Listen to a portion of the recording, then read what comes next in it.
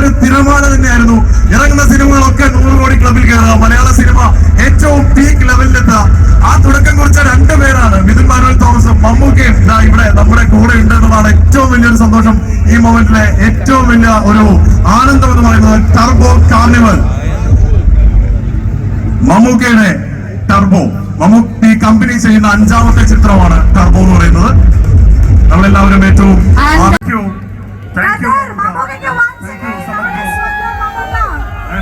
Thank you, Midhun Manuel Thomas, Anjana Jayaprakash, Rajveer Shetty,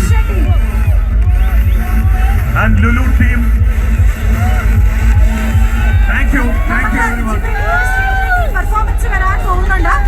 അപ്പൊ നമുക്കിനി മമ്മൂക്കയോടുള്ള സ്നേഹം കാണിച്ചുകൊണ്ട് ഒരു പെർഫോമൻസ് ആണ് അടുത്ത വരാൻ പോകുന്നത്. ഒരു കിടലൻ പെർഫോമൻസ്.